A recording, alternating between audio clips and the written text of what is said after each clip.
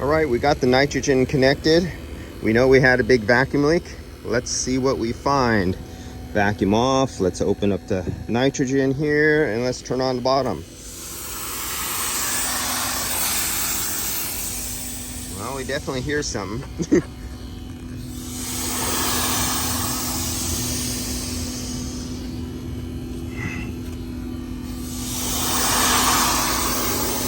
Huh, I hear it somewhere else. Something doesn't sound right.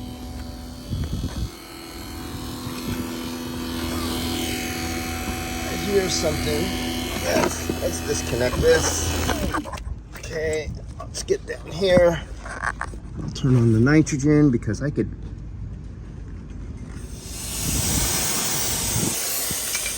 Huh.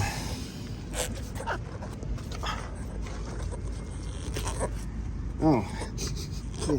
Okay, now my eyes see something now. Before I turn on the nitrogen, tell me what you see.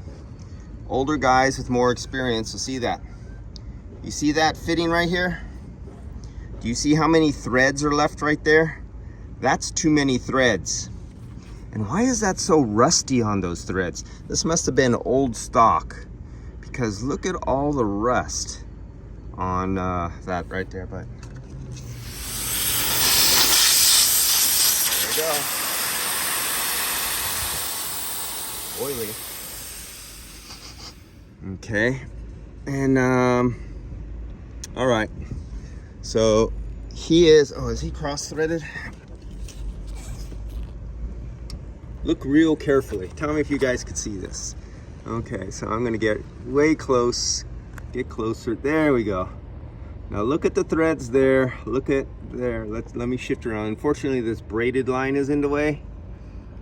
But when we get to the other side, does that kind of look like there's a little tilt, a little angle going on here? We're a little up more here than we are here. So that was not, so I think he tried to put, before he tightened it up, and then he tried to force it on. You have to leave these bolts loose, dangling in the breeze here. These, I can't see those, can you? Those guys right there. So they cannot be applied, or they got to be very loose, so you have a lot of adjustment. And let me back out so we can see, so we're not seasick. So you need to move this around. Look at that. And then tighten this up. You don't attach this to the bracket, and then this is a hard, stiff line. You have no movement in this line. If you already attach these, you have no movement in this, and then you try to force your nut up and you cross thread it. So they got some repair to do there. I'm not gonna, oh my God, they didn't even tighten it. That's not cross thread. Oh. All right, well, and now this is a flare fitting. These flare fittings need a copper, but now you can get them to seal without a copper washer, but they had a tapered 45-degree soft copper crush washer as seals. That's what these things came with. A lot of new guys don't know this. You know, you hired a new younger guys, and if the older guy is on vacation or he's sick or he's out, you have issues. And believe me, I come across a lot of issues. And I see brown shit over here. Wait a minute. Hold on.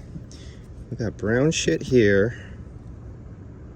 All right, I gotta ask. This is somebody new. This must be another. This is like that brown sealer, gasket sealer that is used. Old. What is that stuff called?